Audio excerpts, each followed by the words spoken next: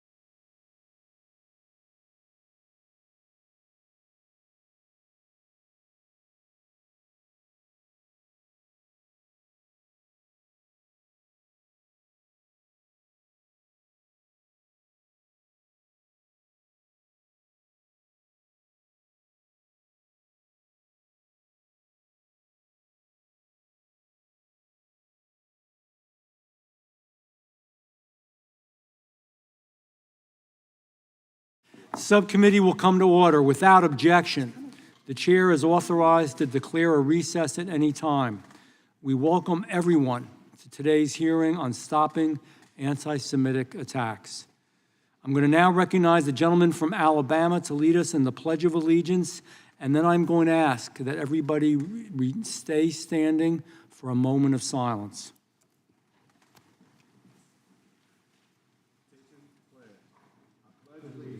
To the flag of the United States of America, and to the republic for which it stands, one nation, under God, indivisible, with liberty and justice for all. Remain standing.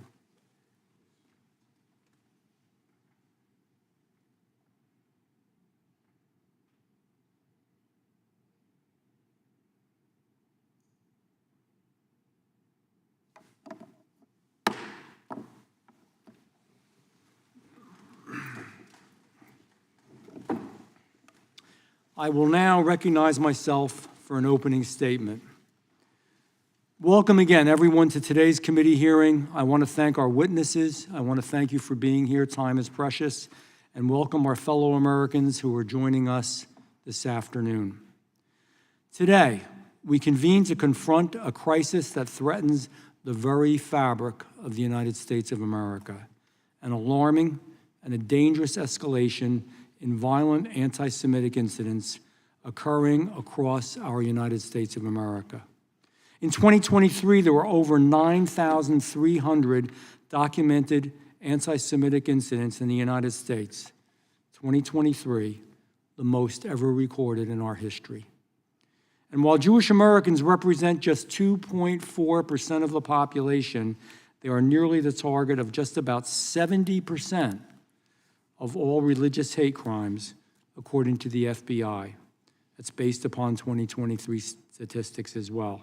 It's not speculation, it's data, it's real, and it's getting worse. We've seen it in Boulder, Colorado, where a peaceful gathering to raise awareness about hostages held by Hamas was attacked with firebombs. We've seen it here in Washington, D.C., where two beautiful Israeli embassy employees were murdered. They were shot and they were killed.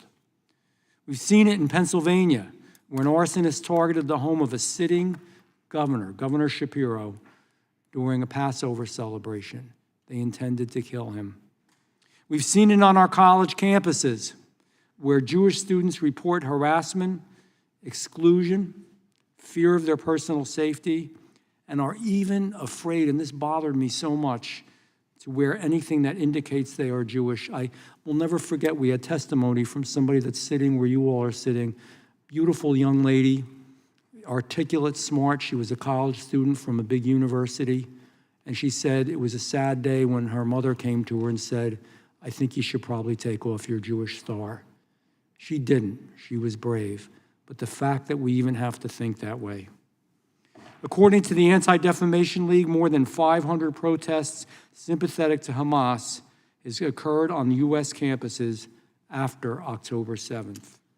At many of these events, chants calling for intifada and from the river to the sea were not some fringe comments. They were a message to their fellow Jewish students. Anti-Semitism at its core is incompatible with American values. It is un-American. And when expressions cross the line into threats, intimidation, or glorification of violence, that is not protest. That is not the American tradition. It is something far more dangerous. We've seen this from foreign nationals abusing our visa system to enter this country when engaging in and promoting hateful, extremist activity. We've seen universities refuse to take firm action when anti-Semitic behavior occurs at their campuses. And we've seen public institutions respond with statements that fall too short of the clarity that this moment, this inflection point in our history demands. Let me be clear. Let me be crystal clear. Anti-Semitism is not just a threat to one group. It is a warning sign. It's a warning sign of a greater societal breakdown. The persecution of the Jewish people is not a new phenomenon. It is one of the oldest forms of hate known to civilization. It began over 3,000 years ago when the Israelites were enslaved in Egypt, their identity suppressed and their freedom denied until Moses led them to liberation. We saw it again during the siege of Jerusalem when Roman legions destroyed the Second Temple and violently uprooted Jewish life in its holiest city.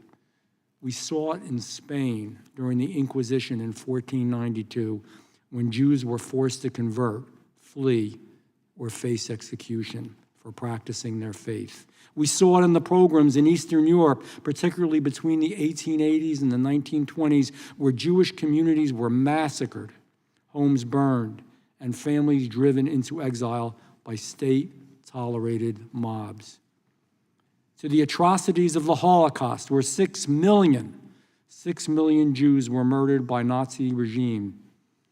And we have some professors in some universities that deny that any of this, or that all of it, ever existed. History has taught us time and again that when anti-Semitism festers, violence is not far behind. The United States was founded. We are a different country. We were founded in a different way, in large part as a refuge from that kind of religious persecution. Our founding fathers enshrined freedom as a core, as part of our religion, as a core tenet of the American experiment. This is everything that America doesn't stand for. At that time, it was unique yet deliberate to move to do so. America stands apart from so many other nations because it is committed from the beginning to the idea that people of all faiths should be able to live without fear or coercion or violence. We have a responsibility, not just as elected officials, but as Americans, to address this with the seriousness that it deserves, with the same vigor we use to protect our other rights and freedoms like free speech. This committee should speak out with one unified voice. That type of hatred has no place in our communities, and that Jewish Americans, like all Americans, have the right to live, learn, worship, and participate fully in society without fear, because hatred rarely stops with its first target. When we say stay silent while others are attacked, the hate doesn't disappear. It grows, it festers, it becomes bolder, and eventually it will turn to each and every one of us. If we wait until it's our turn to care, it will already be too late.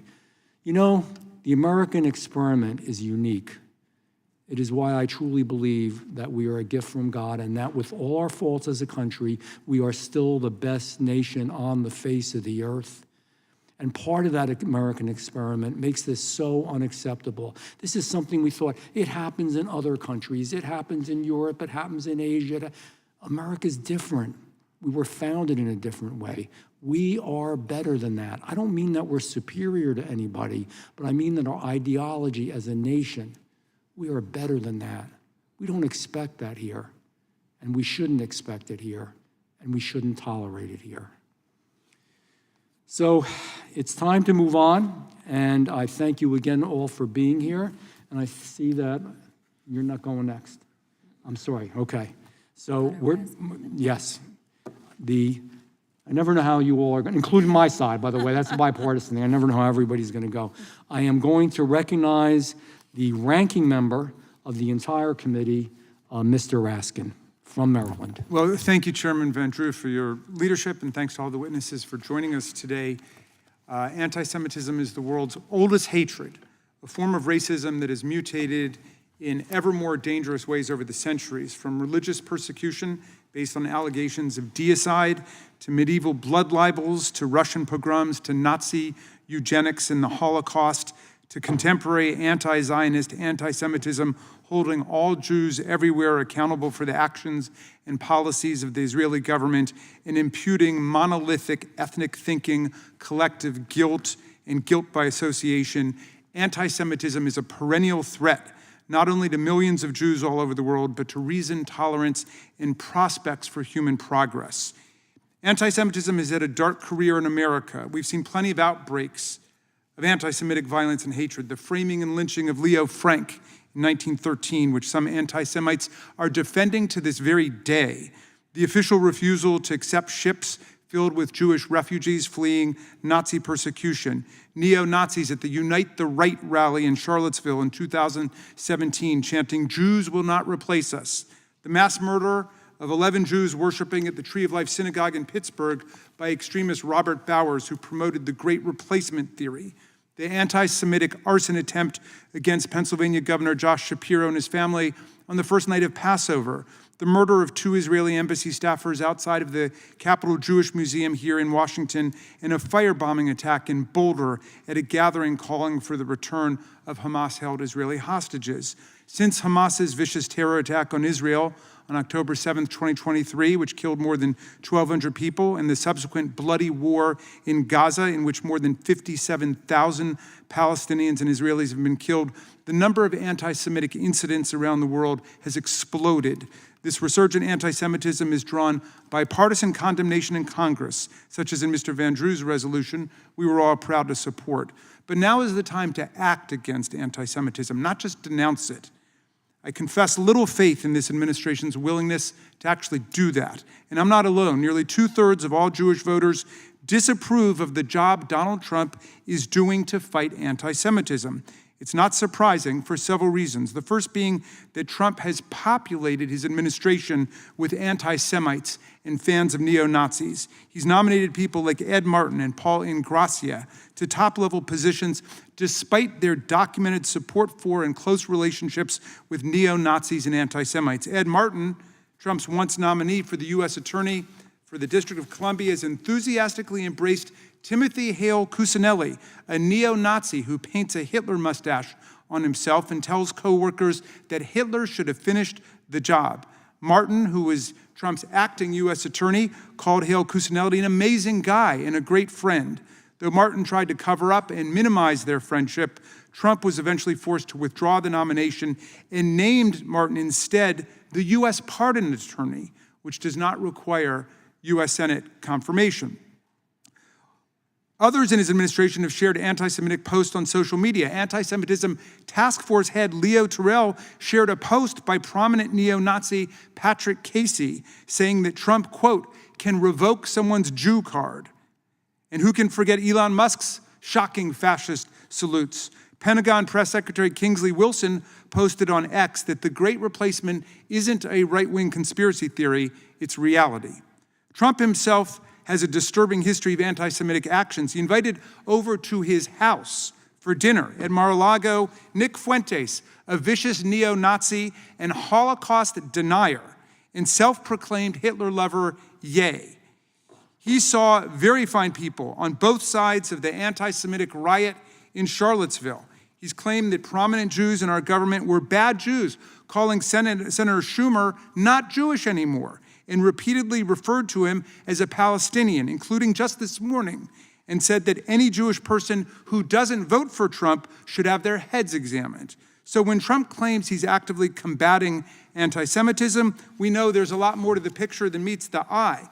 He's thoroughly destroyed the infrastructure within our government to detect, prevent, and prosecute domestic extremism, hate crimes, and anti-Semitic attacks. In just a few months, the Department of Justice, the FBI, and the Department of Homeland Security have fired experienced domestic terrorism experts and deleted key offices which monitor and act to prevent terrorist attacks and racial hate crimes. On the day after Trump took office, the DOJ demoted senior career attorneys in the National Security Division and Criminal Division, reassigning them to the new Sanctuary Cities Task Force. Nearly all left the Department of Justice instead, draining the government of decades of counterterrorism experience. The DOJ slashed its Civil Rights Division that's charged with prosecuting hate crimes. It's illegally gutted the Community Relations Service, which has been a crucial tool for countering hate crimes by working directly with communities across the country. The FBI has cut staffing in its domestic terrorism unit and has stopped using a nationwide database to track domestic terror and hate crimes. The Department of Education cut in half the Office for Civil Rights, the agency tasked with addressing discrimination and hostile learning environments, including anti-Semitic events on campus.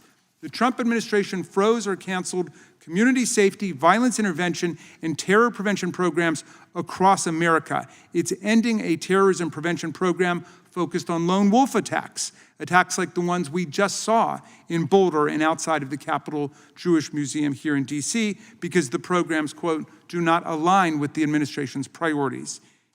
DHS has also cut grants to programs supported by the Center for Prevention Programs and Partnerships, or CP3. Since 2020, CP3 has helped prevent more than 1,000 violent plots in what national security experts have called pioneering work with an enormous public policy payoff. Ignoring this track record, the Trump administration gutted CP3, fired 75% of its staff, and froze tens of millions of dollars for violence prevention. He even appointed a 22-year-old with no national security experience to run what is left of CP3. It's shocking that a guy who graduated from college last year would be tasked with leading the fight against extremist political violence in America, although in fairness, he did do Model United Nations in the fall semester of his senior year. Other DHS-supported programs, including the not-for-profit Security Grant Program, which helps Jewish institutions install security cameras, train staff, and add protective barriers, has also been left without adequate funding. The decimation of counterterrorism and hate crime capabilities is reckless in today's heightened threat landscape. Even as DHS demands over $500 million more for immigration enforcement and border security, it is neglecting its basic responsibilities to monitor and prevent hate crimes and domestic terrorism. This negligence has been accompanied by a spike in shocking anti-Semitic attacks across America. Beyond countenancing anti-Semitism in its own ranks and dismantling the infrastructure that opposes it, the administration has also repeatedly invoked fighting anti-Semitism as a vague and arbitrary all-purpose excuse for eroding constitutional rights and imposing authoritarian control. Seizing control of college student admissions, faculty hiring, and curricular content at colleges and universities has nothing to do with protecting Jewish students.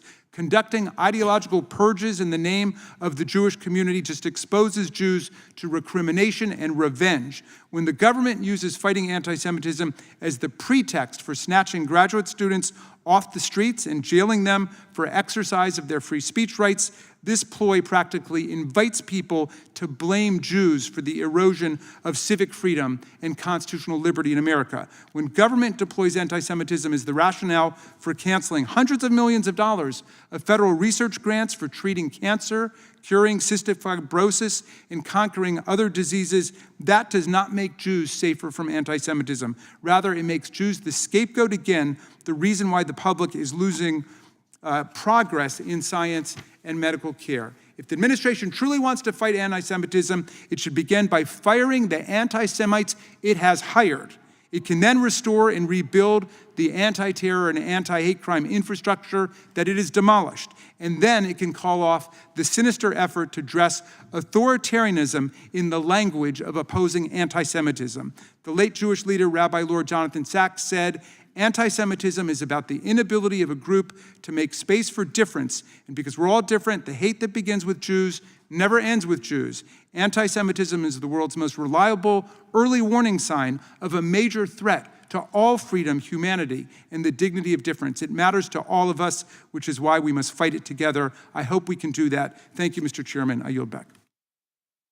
Thank you, and I now recognize the chairman of the full committee, Congressman Jordan. Thank you, Mr. Chairman. I really appreciate the long history that you laid out about this disgusting behavior, and as well as the ranking member. But we need to look no further than the past 3 months. April 13th, Governor Shapiro's home was arson, fire at his home. May 21st, the Israeli embassy workers were killed right here in D.C. June 1st, out in Boulder, Colorado, a terrorist attack on Jewish individuals. And of course, just last week, one of our colleagues, Max Miller, faced it himself. So this is as real and present as it gets. And so I appreciate the chairman and our witnesses for being here to talk about how we should do everything, talking about it, doing everything we can. There's resolutions I think we should pass on the floor. Anything and everything we can do to stop this disgusting, wrong behavior. So again, thank you, Mr. Chairman, for doing this. Thank you to our witnesses for being here, and I yield back. Thank you. Without objection, all other opening statements will be included in the record. Oh, I am sorry. You went, okay. I now recognize the ranking member of the Oversight Subcommittee, Jasmine Crocker. I apologize. No worries. I will absolutely give you some of your time back so that we can move on to these amazing witnesses. And I want to thank each and every one of the members that have opened and given a resuscitation of the hate that has taken place. I want to go a little bit further, though, since I can skip over some of my remarks about Nick Fuentes and about Elon and others. And I want to be clear that one of the things that is so hurtful to me that we have consistently discussed as I've been out on the road is the fact that there is a consistent rise in hate in general in this country. And I think that if we continue to allow people to divide us, then our country will continue to fall down this terrible rabbit hole that we've fallen down. The reality is that united we stand and divided we fall. And what we've got going on now is that people are saying, if you like this type of person, then you gotta hate this kind of person and that kind of stuff. And frankly, I think that we need to have more hearings on hate overall. We need to be addressing racial hate, homophobic hate, and yes, even political hate. Unfortunately, we are seeing a rise of all of it. This hate is being directed at our neighbors, our community, and even members of Congress. The violence and death threats that people are experiencing, including some of my colleagues here today because of their faith or their presumed faith, or simply because of their political affiliation, is unconscionable and needs to stop. You're not allowed to be different, or you're allowed to be different. You're allowed to have your own faith. You're allowed to disagree. But what we won't allow is using these differences to justify threats and violence against people different than you. Everyone, including Congress and the president, needs to do all that we can to reject hate and violence in all forms. But to do that, then my colleagues need to be honest about what's allowed this behavior to flourish. That means confronting the fact that Donald Trump has played a significant role in emboldening this behavior by repeatedly legitimizing extremists who've continued to spread and promote anti-Semitism and religious hate. Growing up, we were told we need to lead by example, lead others in a way that you see the world or how you think it should be. For me, I lead by example by acknowledging what's right and what's wrong, by standing up for marginalized communities, by calling out and combating hate and finding the humanity in everyone and everything. But how does the man currently occupying the Oval Office choose to lead by example within the context of anti-Semitism? It's Trump who again invited Nick Fuentes. It's holding a press conference to say that there, quote, were some very fine people on both sides, end quote, after Charlottesville. And we know that the reason we have to talk about Charlottesville is because there were white supremacists who flocked to that city and held torches and Nazi flags chanting, "You will not replace us." Is Trump refusing to condemn the January 6th insurrectionists who carried Nazi flags into these very halls of Congress? And then after all of that, deciding to pardon them. It's Trump who recruited Elon Musk, and we know that he not only did the Nazi salute on the inaugural stage, but he also told Germany 2 days before Holocaust Remembrance Day that, quote, there is too much focused on past guilt. It's allowing Musk and others to continue to enable religious hate groups to post hate and threats online. It's redirecting attorneys at the Department of Justice's Office of Civil Rights, the primary office for enforcing discrimination laws, including religious discrimination, away from their work and placing them to work on immigration cases. It's Trump redirecting attorneys on the Department of Justice's Office of Civil Rights who are supposed to work on things such as religious hate. It's Trump having his Department of State ban the term racially or ethnically motivated violent extremism from classification and the style guide at the State Department. That is how Trump is supposedly leading by example here. Now, you'd think that an administration wanting to take this seriously would place highly qualified individuals in agency roles tasked with combating religious terrorist hate, threats, and violence, and yet Trump hasn't even cleared that low hurdle, because we know that we ended up with Thomas.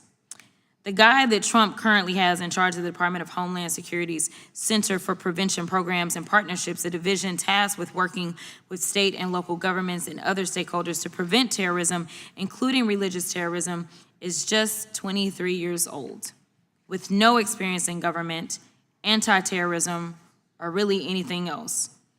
The person, Thomas, took over for had over 2 decades of national security experience. But now under Trump, we have an immature, incompetent, infantile person who's barely even lived for 2 decades in charge of this important work. It's ridiculous, it's shameful, and it's dangerous. Allowing religious hate to thrive in one corner allows it to spread everywhere across all corners, all denominations, and all faiths. As members of Congress, we cannot allow another synagogue, or for that matter, another church or mosque or home, risk being attacked or shot up by Nazis or extremists simply because elected officials don't have the courage and leadership to condemn them before they act. Trump's disgusting refusal to cut ties from Nazi supporters and sympathizers have given violent extremists both a figurative and literal get-out-of-jail-free card. It's signaling that these hateful beliefs and actions will be tolerated so long as they pledge their loyalty to Trump. We owe it to every American to condemn this behavior and fight back by confronting this intolerance with courage and leading from our hearts. I yield back. Okay. Without objection, Mr. Goldman will be permitted to participate in today's hearing for the purpose of questioning witnesses if a member yields him time for that purpose. Without objection, all other opening statements will be included in the record. We will now introduce today's witnesses. Ms. Deborah Cooper. Ms. Cooper is the Chief of Digital Activism at the End Jew Hatred, a grassroots organization that focuses on combating discrimination and oppression targeting Jews. She is also Director of Strategy of the Jewish Advocacy Research and Writer Group. Her work focuses on the development and the implementation of advocacy efforts to protect the right of Jews and Israelis in the United States and abroad. Welcome. It's good to see you again. Mr. Kenneth L. Marcus. Mr. Marcus is the founder, chairman, and CEO of the Louis D. Brandeis Center for Human Rights. Under Law, a nonprofit organization that works to advance the civil and human rights of Jewish people. He also serves as a lecturer at the George Washington University Law School and previously served as the Assistant Secretary of Education for Civil Rights. Mr. Dan Schneider. Mr. Schneider is the Vice President for Free Speech at the Media Research Center, a media watchdog organization. He previously served in the White House, Department of Labor, Department of Health and Human Services, and as a House and Senate staffer. I want to pronounce your name right. Mr. Matt Nosenchuk. Got it, good. Mr. Nosenchuk is the former Deputy Assistant Secretary for Operations and Outreach in the Office of Civil Rights at the Department of Education. He previously co-founded and led the New York Jewish Agenda, a nonprofit organization focused on education and advocacy for the Jewish community in New York. We're going to begin by swearing you all in. Would you all please rise?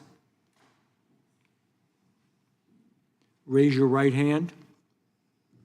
Do you swear or affirm under penalty of perjury that the testimony you are about to give is true and correct to the best of your knowledge, information, and belief, so help you God? Thank you. Be seated.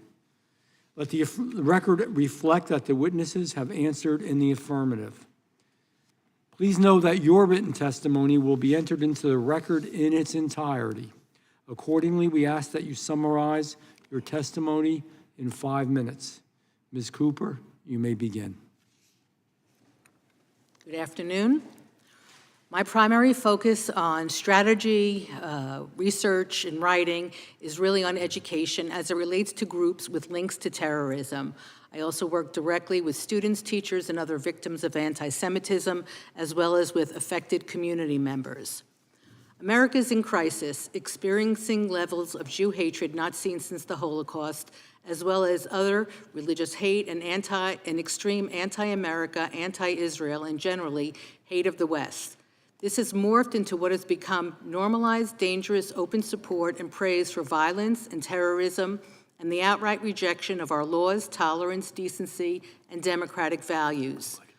October 7th offered plausible deniability for the explosion of open Jew hatred in America. It has been brewing for decades, but now has escalated to a dangerous, unprecedented level due to the prior administration's failure to take meaningful action, despite the clear threats and signs of imminent escalation and danger. Hamas offshoots CARE, AMP, PYM, and NSJP, that's the Council for American Islamic Relations, American Muslims for Palestine, Palestinian Youth Movement, and the National Students for Justice in Palestine, and other dangerous groups have been allowed to operate freely in our country with demonstrations spearheaded by them, promoting hatred, terrorism, violence, and death to Jews in America without any consequences. CARE has been infiltrating our educational institutions for at least 20 years, poisoning the minds of our young people, our most vulnerable population, with false narratives demonizing Jews, Israelis, and the State of Israel, narratives no honest educator actually believes. Insidious Jew-hating teachers, professors, and educational unions have taken over our schools, silencing Jewish voices through intimidation, harassment, and covert means and manipulation. Without challenge or investigation by our government, our educational institutions allowed anti-Semitism in violation of Title VI to flourish under the pretext of academic freedom. University administrators used the guides of intellectual inquiry and the balancing of interests to allow Jew hatred to pose as legitimate academic discourse. The laws and policies were only an abstract thought. And our government, those ultimately responsible for the safety and security of our nation, including protecting our civil rights, did absolutely nothing in response to the school administrators' repeated failures to enforce the laws and school policies, even as events escalated. We have created a culture of Jew hatred, the normalization of Jew baiting, the constant hateful rhetoric directed at the Jewish people where they become demonized and dehumanized. This is precisely what the Nazis did during the Holocaust to foster a climate of indifference against the Jews that permitted the murder of 6 million Jews. And now, unsurprisingly, 20 months later, and probably even longer, emboldened by inaction and a lack of meaningful consequences, America and Americans of all backgrounds are being terrorized by our young people who reject and hate everything we value in America. What has become clear from these demonstrations is that pro-Palestinian advocacy uses code words such as anti-Israel, workers' rights, freedom of expression, and anti-America rhetoric, all of which are nothing more than a pretext for Jew hatred and the destruction of Western civilization. What has also become clear is that the Free Palestine movement is not a grassroots or spontaneous movement, or even in response to the Hamas-Israel war. Instead, the movement is well organized, complete with toolkits and professional signage, statements and press releases, even identical encampment tents, clearly with outside funding. The prior administration allowed brazen, dangerous hatred to flourish in the country, unabated, and each failure at every level, our young people were emboldened to escalate further. And now we are seeing the dangerous real-time consequences, both in our colleges and on our streets. The recent Los Angeles protests, the murders of a young couple outside the Jewish Museum in Washington, D.C., and the Denver, Colorado attack with a makeshift Molotov cocktail, which set several Americans on fire, are just the start of this escalating trend. We are now, for the first time, seeing progress. We ask you to use your authority to identify and investigate these individuals and organizations who are clearly working together to conspire to deprive Jewish Americans of their civil rights and to destroy America and Western civilization. Thank you. Thank you, Ms. Cooper. Mr. Marcus, you may begin. Chairman Van Drew, Ranking Member Crockett, distinguished members of this committee. My name is Kenneth L. Marcus. I'm Chairman and CEO of the Louis D. Brandeis Center for Human Rights Under Law. Thank you for this invitation, and more than that, thank you for the strong words of the chair, the ranking members, and the members of this committee condemning anti-Semitism. As Americans, it is good to hear unity. It is good to hear that the voices against anti-Semitism and hate are strong. We as Americans are reeling. We are reeling from a drumbeat of lethal anti-Semitism, violence that has surged from campus encampments into the streets, fueled by the extremist rhetoric and fostered by institutional complacency.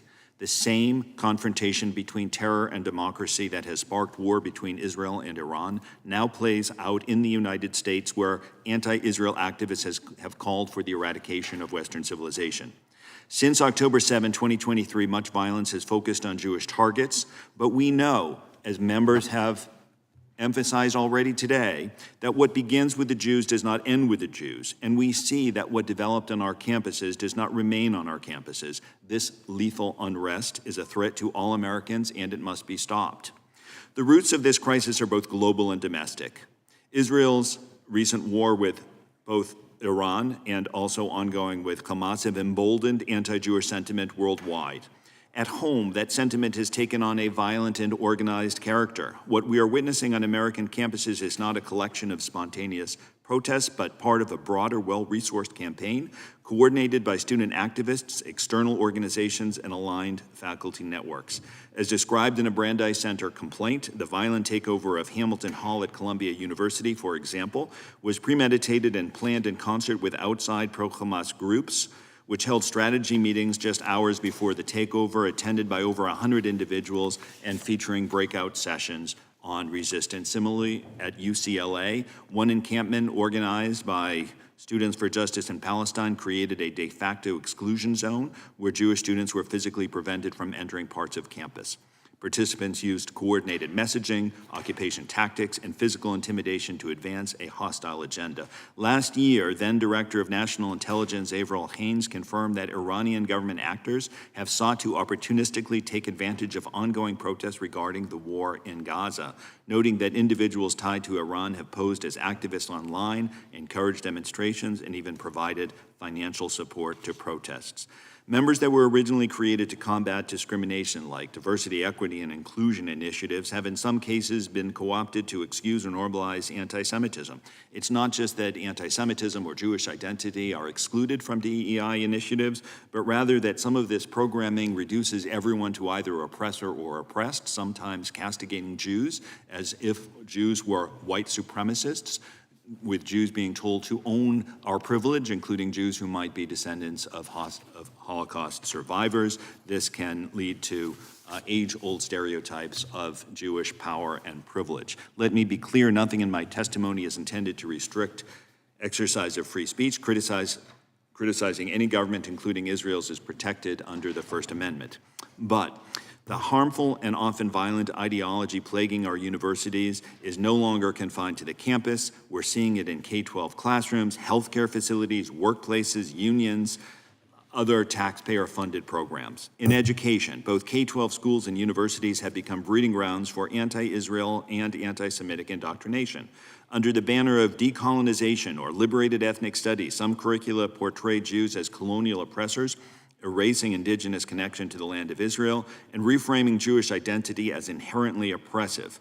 For example, in Santa Ana, California, the Brandeis Center filed suit after the school district approved ethnic studies curricula that erased Jewish identity, promoted anti-Semitic narratives, and excluded Jewish voices from the curriculum process. Steering committee members openly referred to the sole Jewish participant as a colonized Jewish mind and discussed scheduling meetings on Jewish holidays in order to reduce Jewish participation.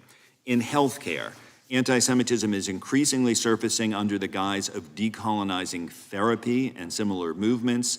Under decolonizing therapy, this approach to mental health casts Zionism as a mental illness and frames Jewish identity as a symptom of colonial privilege, marginalizing Jewish patients and professionals alike. In one case, a Jewish patient was denied a prenatal appointment after the provider described Israel as a colonial oppressor. Another patient reported that her therapist equated Jewish identity with white supremacy. In view of all of this, I'm grateful both for the whole of government approach of the Trump administration and the whole of the Congress approach of this Congress, and urge both additional legislation, both to implement the Trump executive order on combating anti-Semitism, and also additional measures to ensure continued strong enforcement by the executive branch. And I thank you. Thank you, Mr. Marcus. Mr. Schneider, you may begin. Thank you, Ranking Member Crockett. Sadly, this hearing is very timely. We all know the data, we have the stories before us. The question is why? Why is there this massive spike in anti-Semitism? It's not because of a handful of neo-Nazis in their mother's basements. We have always had people who hate, who hold hate in their hearts and in their minds, Sadly, we always will. What's the difference? Why this spike? I believe it's because there are a handful or a few of these massive mega corporations that now create, curate, and distribute information to an unprecedented degree.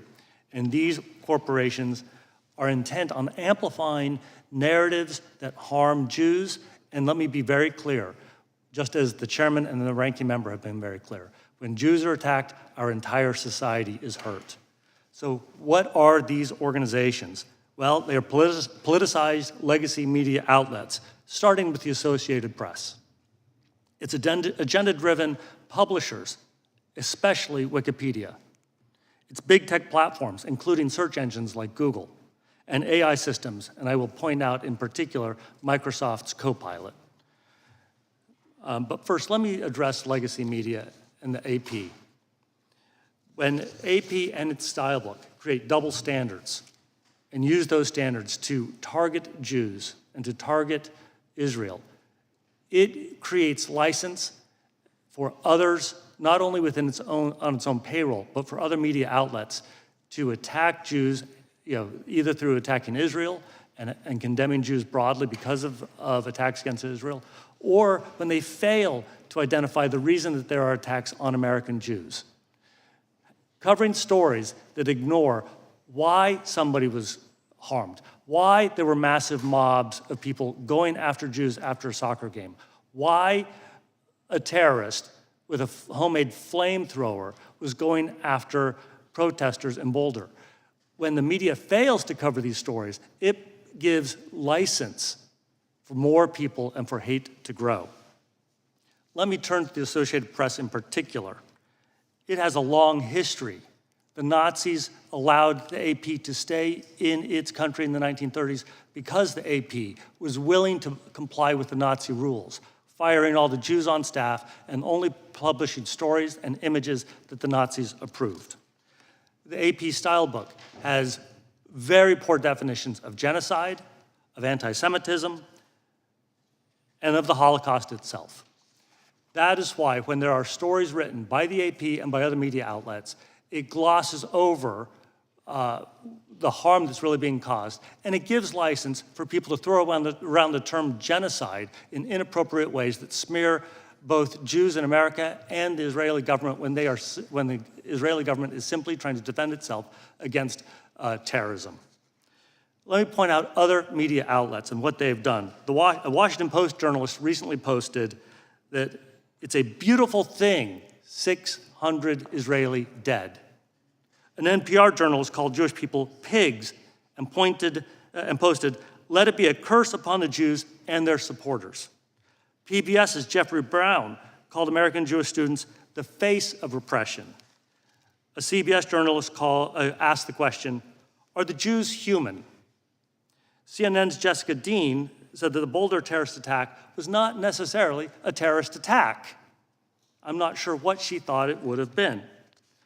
For those who are really concerned about genocide and try to flippantly throw that term to blame Israel for defending itself, why are they not asking about what happened in Rwanda? Why are they not asking about what's going on in the Congo? Why are they not asking about what's happening to the Uyghurs in China, where true genocide is taking place? I also want to turn to Wikipedia. Wikipedia has a long history now. Sadly, it was founded as an online encyclopedia to democratize information. It has instead been hijacked by radicals to promote a radical agenda. Wikipedia has treated Jews, Judaism, and Israel in abominable ways. It also has a series of blacklists to prevent media outlets on the right, and including pro-Israel and pro-Jewish outlets on the left. If one wonders what it takes for the ADL and other left-wing organizations to be banned by Wikipedia, here's the answer: be Jewish. Mr. Chairman, I have additional information in my written testimony, but I'm happy to answer questions. Thank you for your statement, and that opportunity will definitely come to you. Mr. Nosenchuk, you may begin. Thank you. Good afternoon. My name is Matt Nosenchuk. I'm a former senior government official and Jewish community nonprofit leader. Galvanizing action and developing policy to counter anti-Semitism has been a central focus of my work. I want to thank you, Chairman Van Drew and Ranking Member Crockett, and Ranking Member for the full committee, Raskin, for inviting me to testify before the committee today. Last month, I attended the opening of a new exhibit at the Capitol Jewish Museum, where 6 days later, Yaron Lashinsky and Sarah Milgram were fatally gunned down in an act of cold-blooded anti-Semitic violence. Because the museum is just blocks away from my home, I heard the sirens. The proximity made one thing devastatingly clear. The victim could have been me. That's how hate violence works. It makes every member of the targeted group feel afraid and vulnerable. Add to this horror the arson at the Pennsylvania governor's residence and the firebombing of a demonstration in Boulder. By every measure, anti-Semitism is still increasing and getting more brazen and violent. According to FBI statistics, anti-Semitic hate crimes more than doubled between 2021 and 2023. Jews are targeted at a rate of 291 per 1 million people, a much higher rate per capita than any other group. The latest shootings confirm that anti-Semitism is dangerous no matter where it is tolerated and fueled. From the right, it is well established that the increase in domestic terror results principally from the actions of white supremacists. In addition, we see normalization of conspiracy theories and the appointment of anti-Semites into positions of political power. From the left, criticism of Israel's policies has at times crossed into anti-Semitic rhetoric and violence, as we saw in recent months.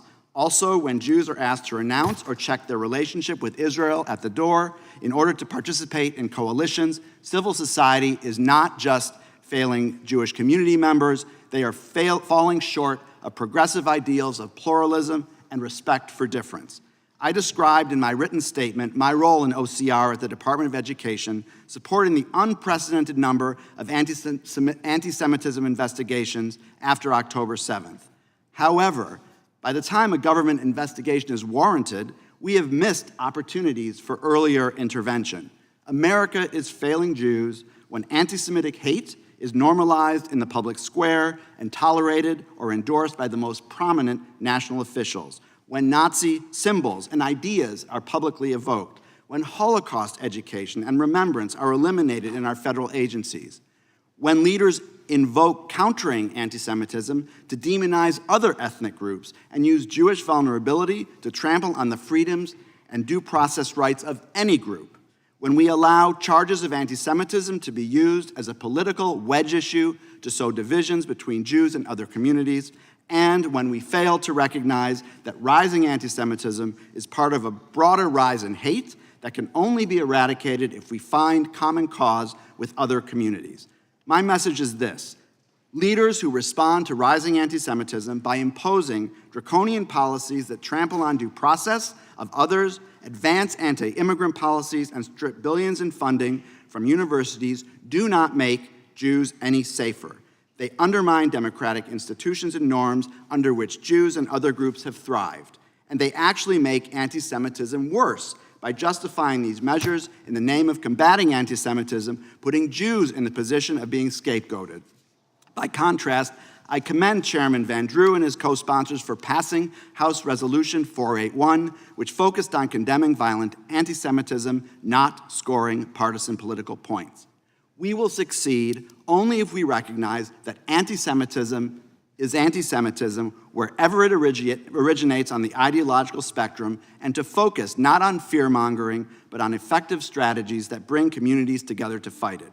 First, government leaders need to speak out and condemn anti-Semitism from wherever it emanates.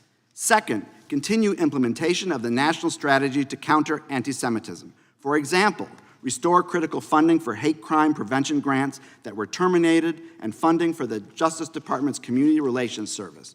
Fully fund OCR and restore the expertise that has been lost through the mass layoffs and closure of regional offices. Expand Holocaust education and anti-Semitism awareness programs, and work with social media companies to address anti-Semitic conspiracy theories and incitement. Anti-Semitism is a clear and present danger to Jews and to America's values, but we must fight it in a way that strengthens rather than weakens the democratic institutions that have been the foundation of Jewish safety and belonging in America. Thank you for your attention to this critical issue. I look forward to your questions. Thank you, Mr. Nosenchuk. We will now proceed under the 5-minute rule with the questions you eagerly anticipate. The chair recognizes the gentleman from the great state of Alabama. Thank you, Mr. Chairman.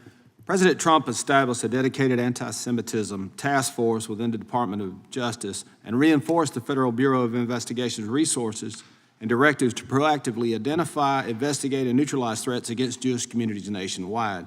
Additionally, the Department of Education Office for Civil Rights is investigating colleges and universities that allow anti-Semitism to occur on campuses without serious consequences.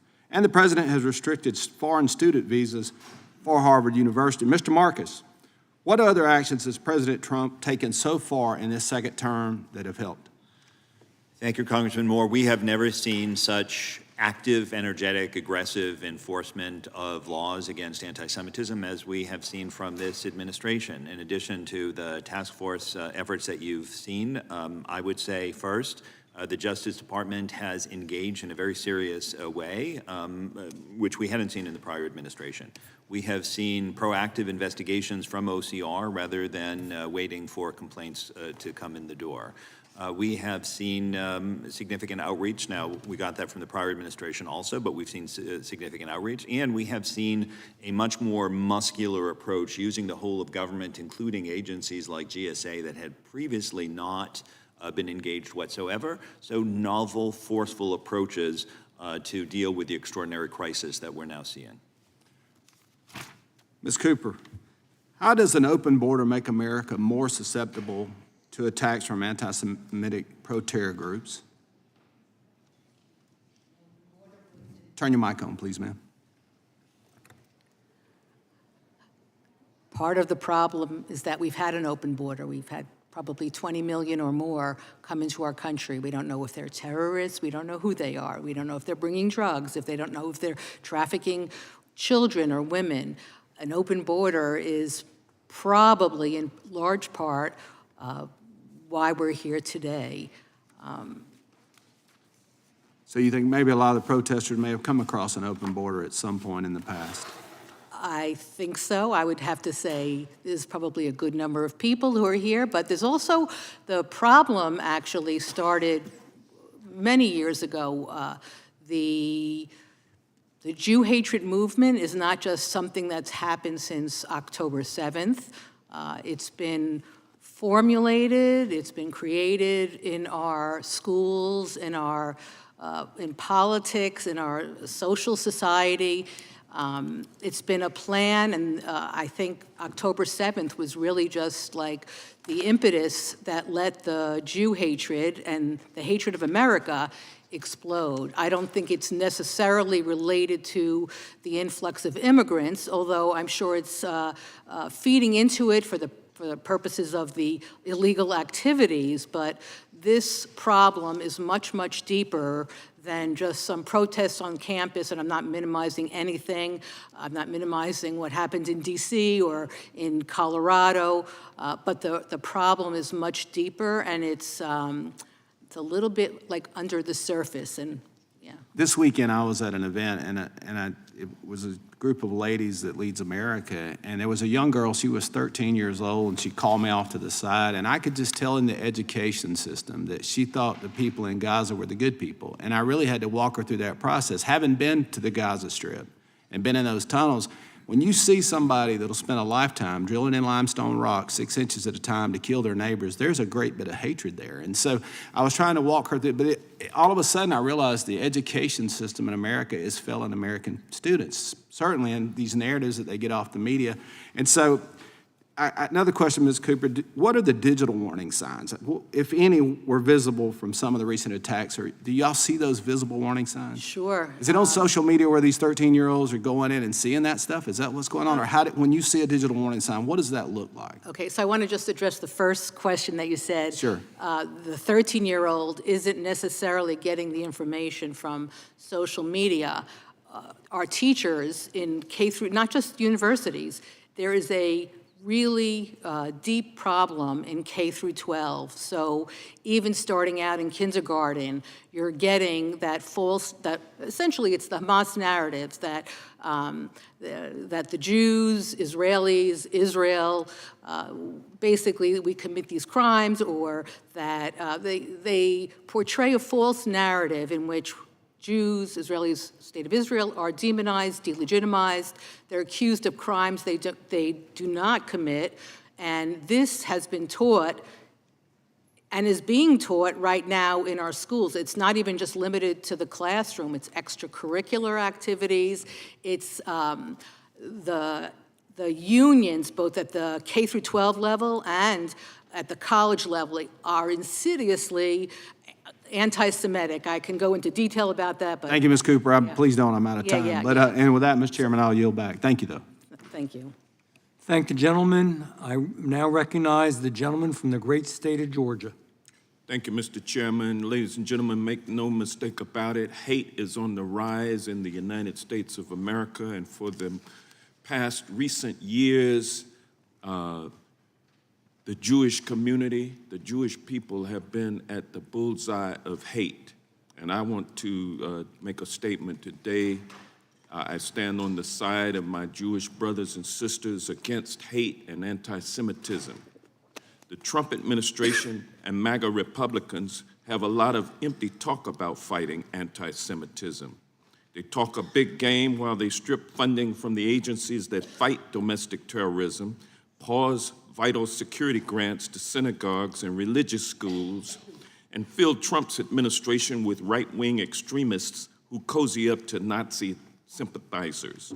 The Trump administration and MAGA Republicans use these empty words because their focus on anti-Semitism is not actually about the safety of Jews. Instead, they are cynically weaponizing anti-Semitism to justify anti-immigrant and anti-First Amendment actions that make Jews less safe.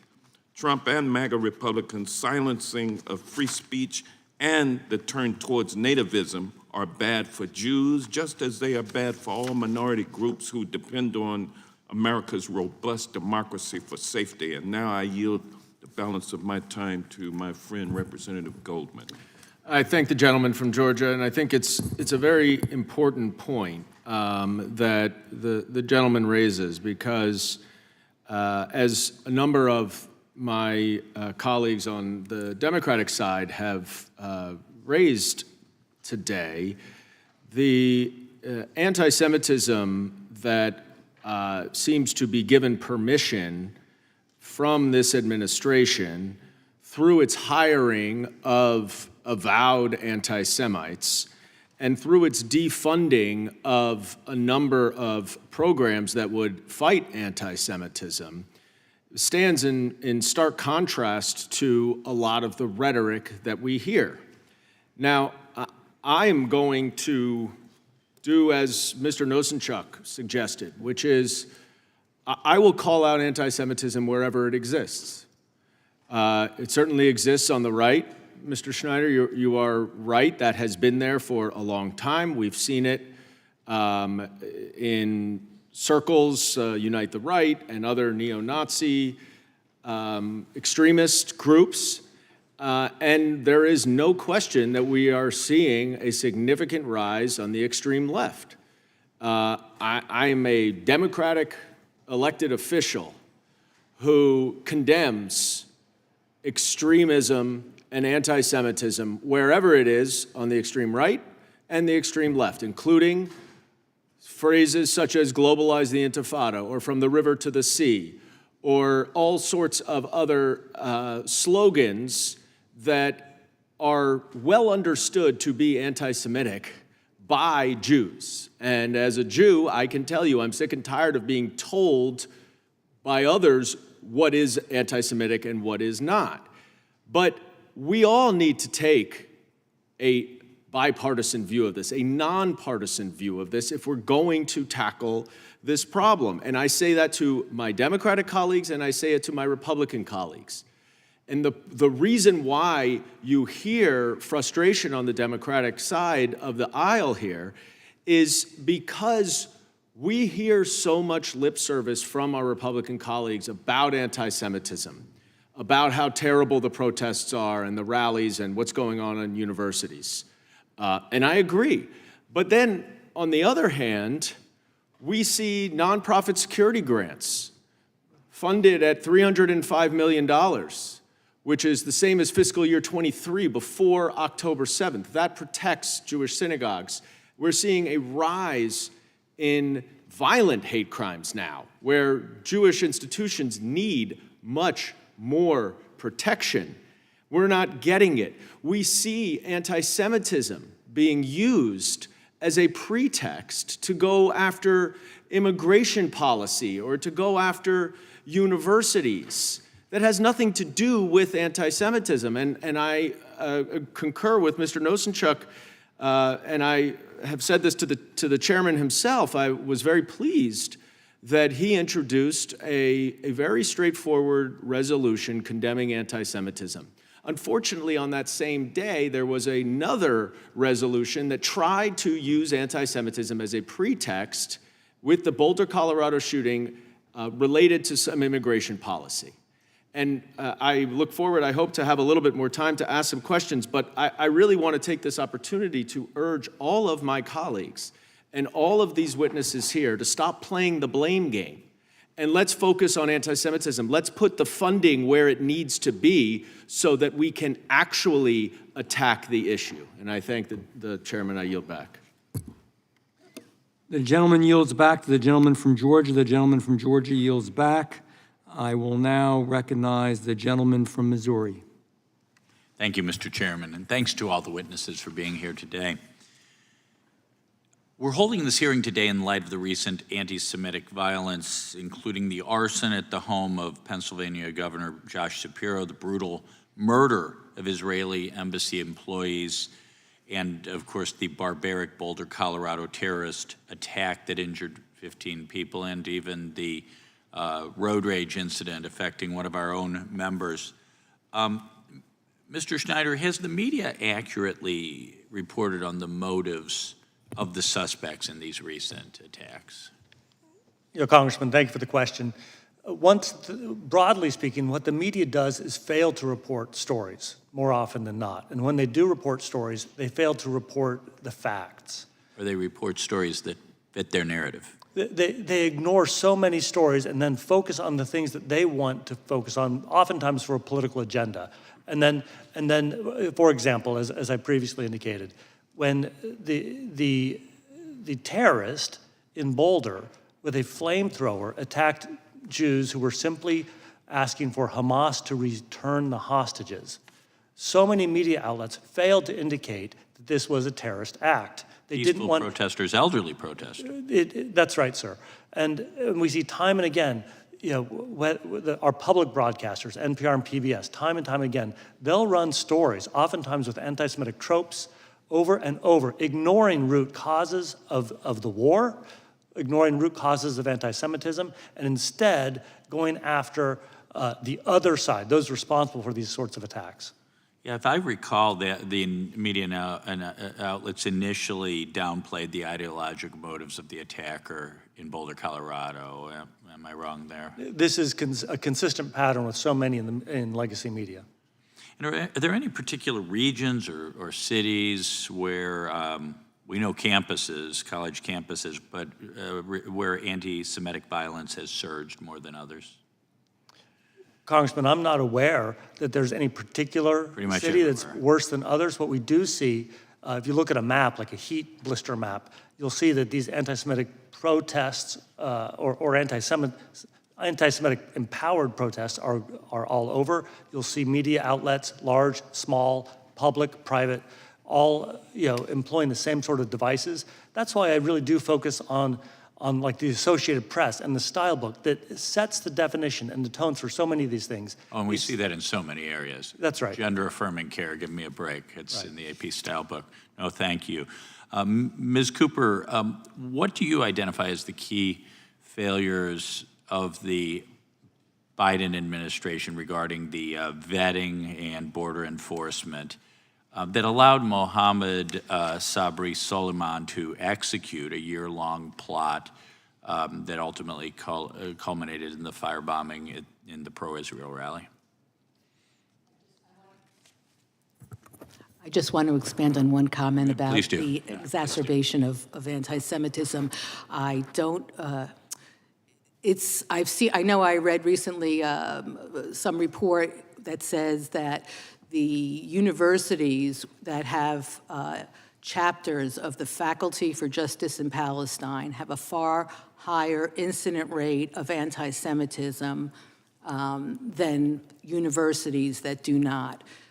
Faculties for Justice, the FJP was basically started the month after October 7th, and they are essentially the teachers that are involved in the encampments, the protests, they work with the students. So, yeah, I hadn't heard. I heard of Students for Justice in Palestine, but Faculty for Justice in Palestine Yes. started shortly after Correct. October 7th. Correct. Okay. The National Students for Justice in Palestine, they have various chapters on the campuses that we always read about, which are the SJP, Students for Justice in Palestine, and FJP was started to support the Students for Justice in Palestine. And you mentioned an issue of unions in our educational institutions playing a role in the rise of anti-Semitism. I'm assuming, I always like to name names, K through 12 school, are we schools we're talking about American Federation of Teachers and NEA? Yes, and then you're talking about the AAUP on college campuses. Yes. And how about the unions we don't necessarily always consider as being teachers' unions, SEIU, Ask Me? I'm not sure about them, but the major unions, I know, for example, the NEA, which is like one of the largest unions, they were involved in some recent National Day of Protest. They created the toolkit for it. You know, it was in the name of Palestine or the Free Palestine movement, but a union. What's a union have to do with that? Right. Well, thank you, and I yield back. Thank you, Dr. Onder. I do recognize the gentleman from Florida. Thank you, Mr. Chairman. Thank you for your attention to this matter. You know, I have all sorts of notes on this, but I'm living it every day now. Every day. To be Jewish in this country now is an out-of-body experience on what's going on. You know, my grandmother escaped the Holocaust. She was part of the Kindertransport out of Germany. Parents were killed in Auschwitz, lost all sorts of other family in Poland. And this is not comparable to that. But the very beginnings of that are very comparable, right? Because you gotta dehumanize them first, right? You gotta make them others. You gotta make them feel like they don't belong, right? You gotta make them feel, you gotta make other people feel, you gotta build coalitions, you gotta build consensus that, you know, the Jews don't belong. And I wanna be clear. This theory out there that, oh, you can be anti-Zionist or you can be anti-Israel and not be anti-Semitic. I would say that theoretically you could, but that is not what's happening. It is not what's happening. You can absolutely go criticize a government. Great, wonderful, we do it here. But that is not what's happening. It wasn't what was happening on university campuses. I went to Columbia, as did Mr. Goldman, during Passover to be with those students. That was not what was happening when they were holding up signs saying, go back to Poland. It's nothing to do with Netanyahu. And people were silent. And Jewish families across the country knew the stuff that was going on college campuses. Okay, if that was happening with any other minority group, it wouldn't have gotten past lunchtime on the first day. I have police outside my house 24 hours a day. You think that's because of Netanyahu? Right, my kids, death threats against them. I had an assassination attempt by a resident, guy that was picked up, gonna go to jail for a decade, right? Had an anti-Semitic manifesto. My name was the target, was Googling where my wife worked, was Googling wind resistance and distance, had a scope, had a vest, had hundreds of rounds of ammunition, and had a sniper. So I know what's going on in this country. But I would tell you, there is one thing that is uniting the left and the right, and that is Jews. This is not just a problem on the left. Go look what's going on social media on the woke right. It isn't just some Nazis in a basement anymore, okay? Marjorie Taylor Greene is holding up the Anti-Semitism Awareness Act because she wants to be able to say the Jews killed Jesus. So this is a problem in both of our houses, and pretending it is not is one of the reasons why we're not cleaning it up, because we're just saying, oh, you know, you over there or you over there. This is not going well for Jews right now, and it isn't getting better, by the way. We have not yet peaked to where this is going to go. And yeah, we can talk about the legacy media all day long, Mr. Schneider, but that's not where we're losing the youth of this country. We're losing them on TikTok, which is owned by a foreign country, that the president now has extended beyond what the law has allowed. I don't want TikTok to go away, but I want it to get out of the hands of the Chinese, okay? They are doing the Nazi playbook. They are dividing us. They are fomenting. They don't need to do it with B-2 bombers. That's not what the Chinese plan is. The Chinese is to get us to fighting amongst ourselves. The Chinese plan is to get us angry and divisive. And the Chinese plan is to start with the easiest target possible, and that is us. And so until we stop doing this, you know, who did what to who stuff, okay, we're not going to solve this. Jews are losing their usual allies, those allies that we've had for decades and decades and decades, groups that Jews have stood up for. We're losing them by the moment, especially amongst young people. So, you know, I'm called a foreign asset, right? That I'm a foreign lobbyist. I mean, it's just endless. Go look, any post I put up, the hatred, the vitriol that's going on. And so I appreciate this hearing, Mr. Chairman, but this hearing ain't gonna fix shit, okay? This is a virus that is spreading. And until we're serious about stopping what's going on online and the brainwashing of our kids, this is going to get worse and more people are gonna die in this country. And it is gonna be us. I yield back. Gentleman yields back. If the gentleman would yield for just a quick second. If the chairman would allow me just an extra 15 seconds, Mr. Chairman? If we'll record everything, or maybe there'll be a chance further on down the road, but in all fairness, if I give it to you, then I have to give it to all the I understand. I won't say members, that was anti-Semitic. and we'll be here alone. It's not. I think you A know little me. humor doesn't hurt. A little humor doesn't hurt. Okay? We don't agree. He is a funny guy. I tell him that all the time. He's Little humor got a doesn't great hurt. sense of humor in all times, but, and you know that I agree with some of what you said, but I'm going to yield some time to myself, and then Mr. Schmidt you'll come in the next round, but I wanted to address some of those things. So I've really attempted to do this hearing in as nonpartisan a way as I possibly can. And I would agree with Mr. Moskowitz that there is some fault on the right. There's no question. We have some extreme right wing, and I'm conservative. I'm a very conservative person, but there's no room for this on any side. But some of the examples that are given of how this administration is anti-Semitic or done the wrong thing by Jews, in general, I don't buy that. I really don't. Let me be clear. Some of the government-funded agencies were promoting anti-Semitic, anti-equality. I don't use equity, I use equality proposals. Let me be clear. Many universities, Ms. Cooper, you and I have spoken about it. I mean, my university, I graduated undergraduate. I went to dental school after, but undergraduate. I'm just pouring out my heart here. I don't have this all written down. I went to Rutgers University. I'm proud of Rutgers. It's a good school. It's a good public school. Some of the things that are said and are going on, some of the professors that are tenured, you've got to be kidding me. So I would say the same thing to my friends on the left, on the Democrat side, whatever you want to say. Don't tell me that you don't see that, because if you don't, then your eyes are closed. We have a real problem. Want to talk about a real problem?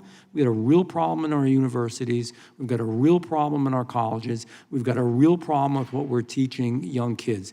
There is a desire to change the fabric and structure of the United States of America. And this is one of the number of ways they want to go about it. Our healthcare system, I think it was Mr. Marcus, I'm not sure, Mr. Schneider mentioned, even our healthcare system doesn't really exhibit equality and has gone after Jews.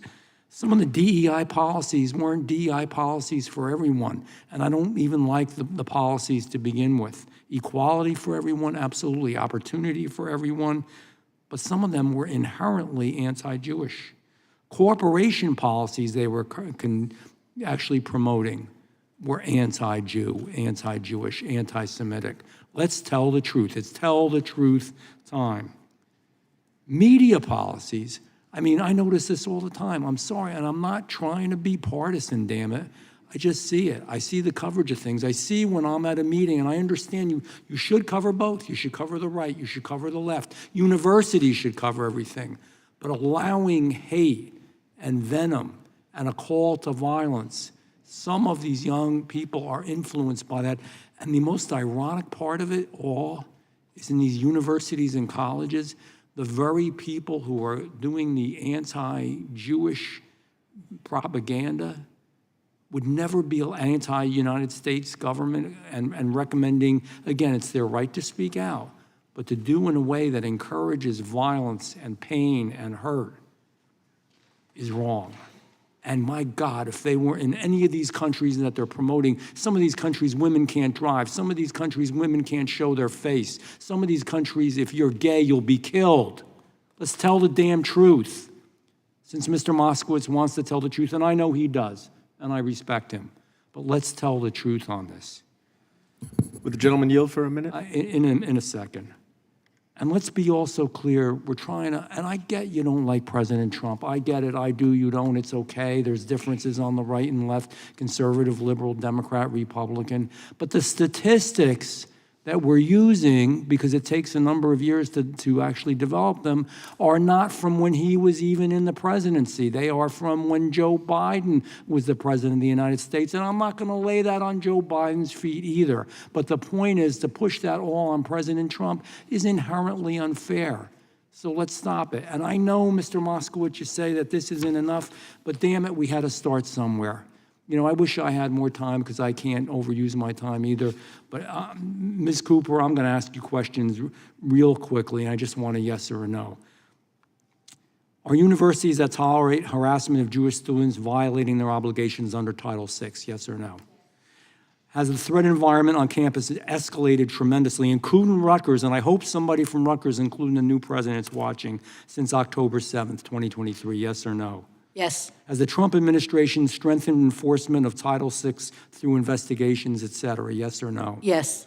Should colleges that allow open support for terrorist groups like Hamas on their campuses be subject to loss of federal funding, yes or no? Yes. What are the consequences of university administrators when they treat chants like From the River to the Sea as protected speech instead of addressing them as threats? Is that right, yes or no? It's not right. Not right. Should student groups that glorify terrorist organizations face disciplinary questions and consequences? Yes or no? Yes, and more. Do you believe that some of the current federal civil rights enforcement tools are too slow or too weak for modern campus anti-Semitism? Very weak, yes. Okay, thank you. I yield my time back. Next is, and we ask the ranking member from the great state of Texas, as she always likes to point out, right? Yes, thank you so much, Mr. Chair. And as I was listening to Mr. Moskowitz, it reminded me of the reason that I started off the remarks the way that I did when I talked about being united. He mentioned the alliances, and as a civil rights attorney, you can't come up in the civil rights world and not be told about the alliance that existed, the alliance that has been oftentimes referred to as the Grand Alliance between Black and Jewish Americans. And there's an article that has some really great information in it. But what I want to get to is this one part, because I do want to yield more time to my colleagues. It says, the end we seek is a society at peace with itself, a society that can live with its conscience, and that will be a day not of the white man, not of the black man, that will be the day of man as man. And this was in reference, this was a quote from King, Martin Luther King, because Martin Luther King marched with so many amazing Jewish leaders, and they came together for the purpose of moving forward in this country, and it was a great Texan that signed the Voting Rights Act of 1965 into law just a few months after Dr. King was quoted as saying this. And the reason that I bring this up is because when we start to talk about policy, I do want to be clear that this administration has been very clear that it is anti-DEI. And while they have defined things such as DEI or diversity, equity, and inclusion to be basically black, if you just Google, it will tell you that it refers to the presence of differences among people encompassing various characteristics like age, race, ethnicity, gender, sexual orientation, religion, and more. The reality is that there was a time in which our leaders understood that marching together for civil rights would somehow lead to the liberty and the freedom of all. And that is really where I want us to get, instead of saying that it's okay to love and support one group and hate another. We need to come together and stand against hate as a whole. And I will yield to Mr. Moskowitz. Thank you, Ranking Member. Just 30 seconds. Mr. Chairman, I know what's going on in the universities, I promise. I've been there, right? I know the foreign money that has come into these universities. I know programs that are being taught there. No one is denying that that's the deal, and it's by design. It's to go after the youth, right? It's targeted, okay? And, you know, maybe the left is a couple of years ahead of you, but I want you to understand this is not a partisan problem. What you saw, okay, in this strike in Iran, if you look at social media, I want you to understand that there are a lot of people on the woke right that it turned out they hated Jews more than they liked the president, and they picked a side.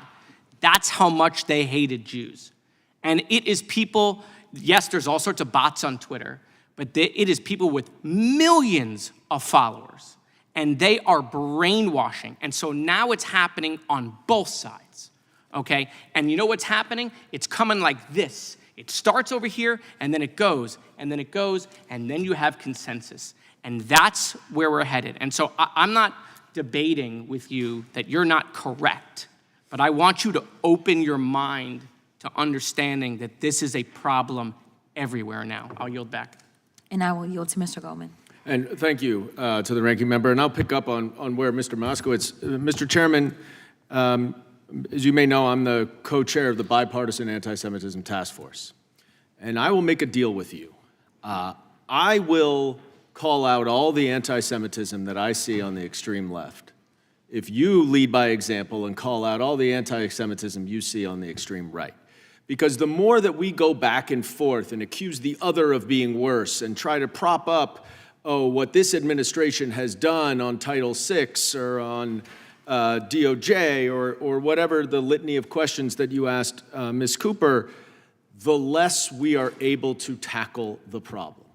The reality is that, unfortunately, this administration has decided to move its enforcement of Title VI from the Department of Education and OCR, which Mr. Marcus led in the first Trump administration, and Mr. Nosenchuk was a deputy in the last administration, and now it's to DOJ. Now, you can make an argument, as Ms. Cooper will likely make, that that's a stronger cudgel against anti-Semitism. That may be the case, but it moves a lot slower.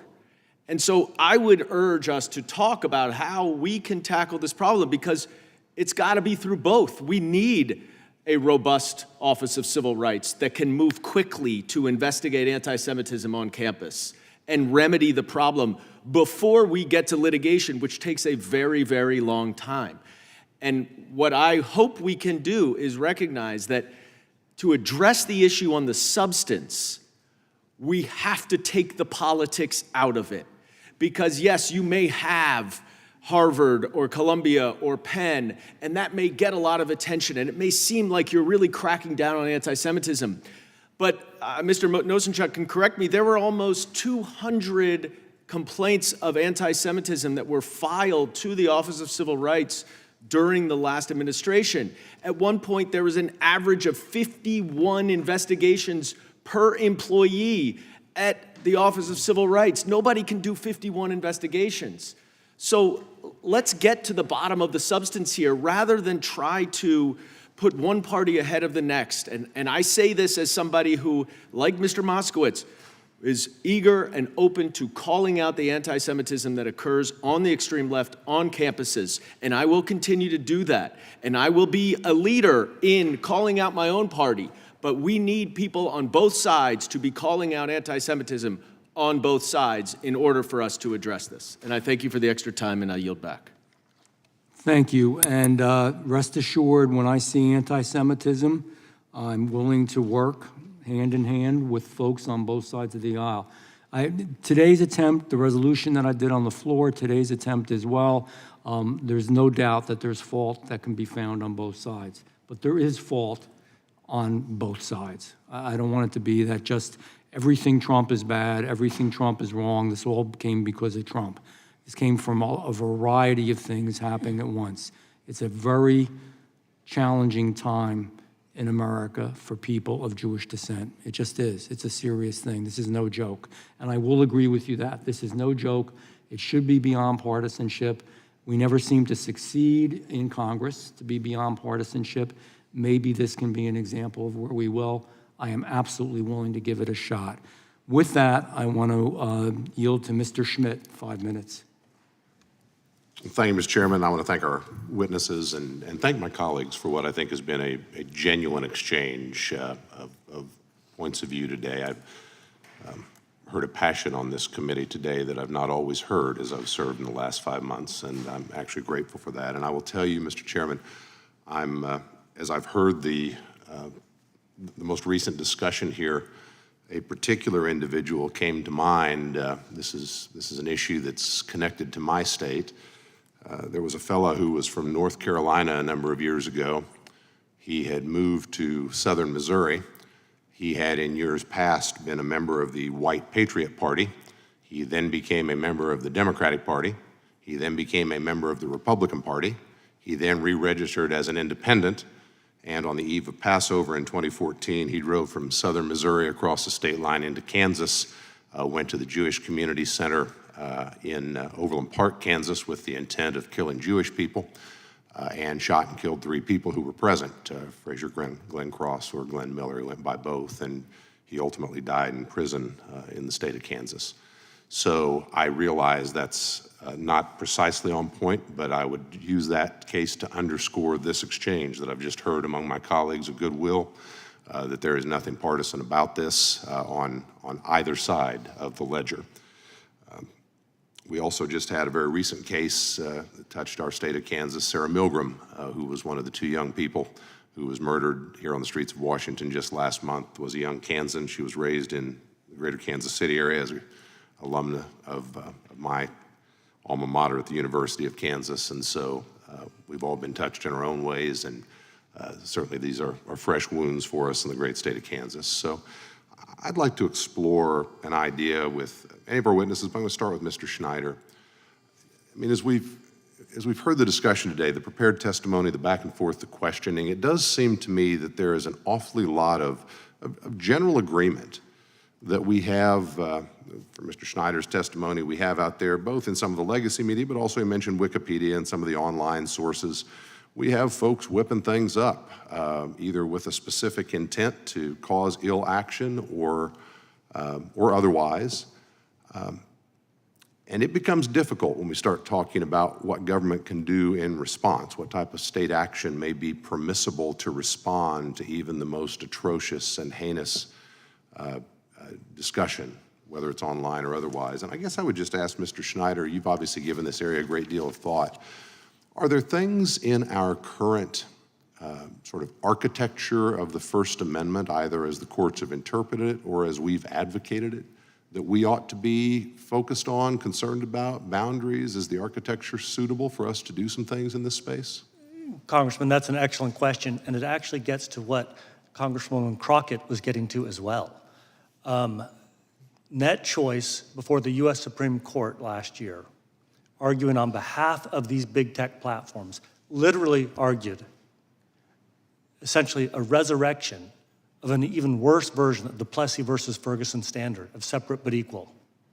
These big tech platforms literally are arguing that they have a First Amendment right to discriminate against anybody for any reason. That they have a right to discriminate against somebody if they're black, if they're Jewish, or for political speech. This is a dire threat that these platforms think that they are above the law, that they can discriminate for any reason whatsoever, and they are. We're seeing Jews getting kicked out of Uber cabs, and Uber, Lyft, these rideshare companies, they are in fact big tech platforms. We're seeing people of faith whose accounts are being shut down in the name of big tech claiming that they've got the right to discriminate based on faith. This is one place where Congress can explore, investigate, and push back on big tech. These are common carriers. They should not be allowed to discriminate. The state of Texas is doing good work here. Others are too. Maybe you and Congresswoman Crockett could work together to address this real problem. Appreciate it, Mr. Schneider. And Ms. Cooper, in the time we have left, you talked a bit about threats. Can you tell us what type of online threats we're most commonly seeing against the Jewish community? And I ask the question against the backdrop of, in terms of the judicial interpretation of the First Amendment, the speech clause, we've generally seen true threats and incitement as probably the most applicable exceptions to. What are we seeing and how do they fit? Every time, aside from like planned events, incidents, et cetera, whenever something big happens, like for example, what's happening right now with Iran, I can give you like a few examples. You see the groups, the most virulent, rabid anti-Semitic groups who are posting things that incite violence, murder, more. So right now in the last few days after, initially just a few days ago with Iran, the Palestinian youth movement, you need to investigate them. They're a scary group. They posted, under the guise of like immigration also, they posted, "We will win." And these are just like little snippets that I took. Then they, National NJP posted "Death to Occupation." They also posted in a separate post, "The empire will fall from Gaza to Tehran." And then they wrote, "The unprovoked attacks against the U.S., the unprovoked attacks by the U.S. and the Zionist army have launched against Iran provide one thing: imperialism in the region will not stop at suffocating Palestine." The lady's time has expired. Sorry. I recognize the gentleman, the ranking member from Maryland, Mr. Raskin. Thank you, Mr. Chair, and I want to thank my colleague, Mr. Schmidt, for his very thoughtful comments. And, you know, but I've noted that we've been here for a few hours, and the three majority witnesses have not uttered a single word against anti-Semitic violence and rhetoric on the right. My colleague, Dan Goldman, said repeatedly, he, like all other Democrats, denounce anti-Semitism on the extreme left, on the extreme right, and somehow there's this troubling silence which emerges when it comes to that. And I want to try to get to the bottom of it. But I would go... Will the gentleman yield for 5 seconds? Sure. Thank you. I've clearly stated that when there is this kind of behavior on the right, I am opposed, and I have called it out in the past. And I heard that, and I thank you very much. And I was referring to the witnesses and not to you. Okay. I'm very pleased with everything I've heard from the dais today. I'm trying to figure out what's going on. You know, part of me thinks maybe this is just a partisan problem, that they think that it somehow breaks from Republican ranks if they acknowledge right-wing anti-Semitism in America or anywhere else on the world. But I mean, what if Joe Biden had invited a neo-Nazi Holocaust revisionist to come have dinner with him and Kanye West, and then didn't apologize, say he would never do it again, but that's just accepted as a norm? What if Joe Biden had found very fine people on both sides of an anti-Semitic riot that began with a march in front of a synagogue 15 minutes from where my sister lives in Charlottesville, with people chanting, "Jews will not replace us. Jews will not replace us." And Heather Heyer was killed, and all we hear from Donald Trump is they're very fine people on both sides. The worst anti-Semitic mass shooting in American history in Pittsburgh at the Tree of Life synagogue, done by apparently a Lone Ranger neo-Nazi, but we get dismissive language like from Mr. Schneider saying, well, we really shouldn't be worried about a couple of neo-Nazis living in the basement. I mean, my constituents are afraid to go to synagogue because of neo-Nazis living in the basement, not because of the American Federation of Teachers, not because of the AAUP, not because of the Associated Press. So somehow the people who have great anti-Semitism detectors in major media institutions can't see what it means to have neo-Nazis at large in America threatening people's lives. And people are afraid. And it's costing Jewish institutions a lot of money to try to protect themselves against this. So, Mr. Nosenchuk, you were working with the President Biden in the White House. I remember clearly the U.S. national strategy to counter anti-Semitism, actual real steps to move forward, and we couldn't get, forgive me, Mr. Chairman, it sounds like a partisan point. I'm not trying to make it a partisan point. We couldn't get bipartisan cooperation on doing all these things. I wonder if you would say a word about what's in there, but more importantly, why is it that some people just want to see anti-Semitism on one side, whether it's the extreme right or the extreme left, but I would go beyond that, because there's anti-Semitism in the center, in the government. I mean, I don't know exactly what Elon Musk is, but that guy used a fascist salute. And when people protested about it, he sent out a text making fun of the whole thing. Some people, he's using Nazi war criminals to make a joke. Some people were Goebbels down anything. Stop goring your enemies. His pronouns would have been he, Himmler. Bet you did not see that coming. Okay, so it's a big joke to Elon Musk. How come we can't get across the board denunciation of that? Why must it be a partisan football? If you would take a few seconds on that, Mr. Nosenchuk. Sure, thank you, Ranking Member Raskin. First, on the national strategy, what I'd like to say, and I brought it with me as well, because I had an opportunity to both have input into it before it was released in 2023 when I was outside of government, and then when I was inside of government following September 2023, I was very much involved in implementing it. It contains more than 100 recommendations for a whole-of-government approach to addressing the problem of anti-Semitism, and every agency in the federal government that had any stake in addressing the problem, from the Department of Agriculture, the Department of Education, to the Department of Defense, to the Department of State, all looked at what they could do to effectively address the problem of and to move forward. And let me intervene here just to ask you, why is it that groups that are at least nominally organized around anti-Semitism will not call out anti-Semitism in the government, like with Ed Martin, who embraces a neo-Nazi who wears a Hitler mustache, and he defends him? Why can we not get the groups who are nominally organized around this to say anything about it? Right. I mean, as somebody who was a nonprofit leader in the Jewish community, I was very insistent on calling out anti-Semitism on the right or on the left, wherever it or in the center or in the government, or in the center for that matter as well. And I also said that most of the domestic terror is originating from the anti-Semitism on the right. That is a fact. And when I was in New York, we had instances where there were bomb threats that were foiled, that were white supremacists who were coming into Manhattan to try to blow up a synagogue. And so it's critical to be even-handed, as Mr. Goldman said and as others have said, about calling this out wherever it arises. All right, I thank you. I yield back to you, Mr. Chairman. Thank you. I recognize the gentleman from the great state of Texas, Mr. Gill.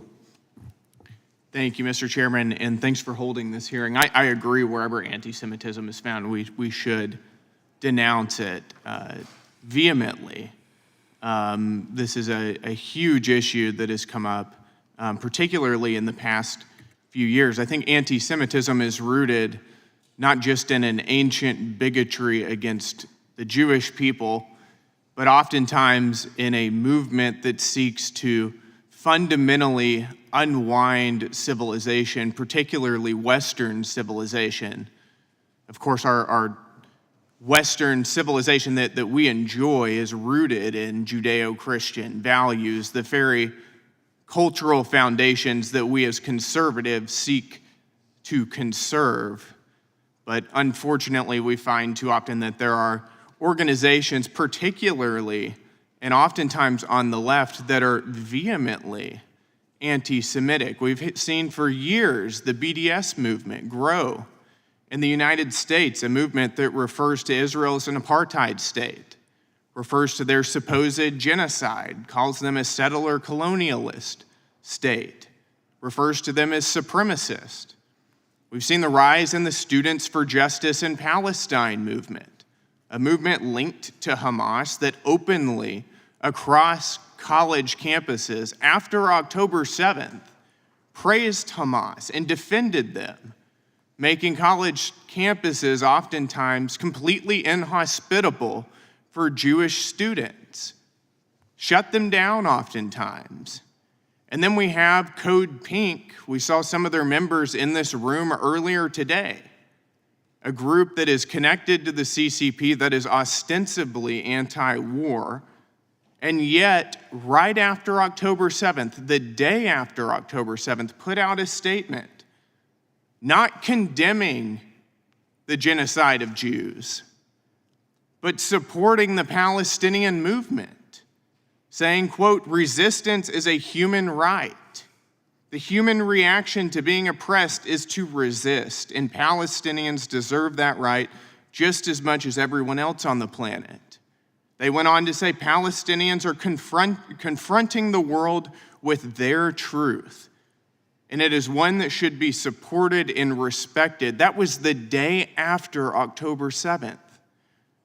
And then we have members of Congress comparing Jews to termites, saying that Israel has hypnotized the world and calling it evil. And then, of course, shouting the slogan, "From the river to the sea."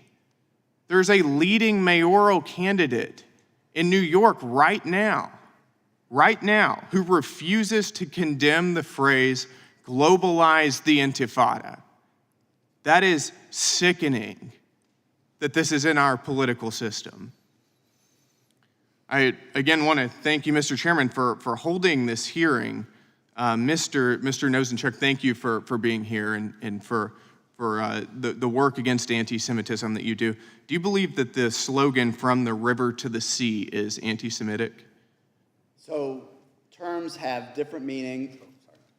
Terms have different meanings to different people, but it's clear that some language has now fueled violent attacks on Jews, and those terms must be understood through that lens. Well, do you believe that phrase is anti-Semitic, though? I agree we should disagree with the substance of it. I think it depends on the way in which the terms are used. Many Jews hear that as anti-Semitic, and in that vein, people who say it need to understand that that is how it is experienced. And in assessing, from a civil rights perspective, whether there has been anti-Semitism, we look to bias motivation, and certainly language like that can be probative of anti-Semitic bias. It seems to me a phrase that excludes the existence of the Jewish state would be pretty clearly anti-Semitic. Do you believe that the phrase "globalize the Intifada" is anti-Semitic? When I hear the phrase "globalize the Intifada" today, in light of the shooting that occurred at the Capitol Jewish Museum, in light of what happened at Boulder, in light of what happened at Governor Shapiro's house, there is no question that I experience that as being incredibly problematic Problematic, yes, I agree. Do you believe that it's anti-Semitic? And are you willing to condemn that phrase? I condemn the use of that phrase, yes. Great. Thank you. Thank you guys for being here. Thanks, Mr. Chair. Gentleman yields back. I want to thank you all for being here. Time is precious, and I appreciate you sharing your time. It concludes today's hearing. We thank our witnesses again for being here. Without objection, all members will have 5 legislative days to submit additional written questions for the witnesses or additional materials for the record. And without objection, this hearing is adjourned.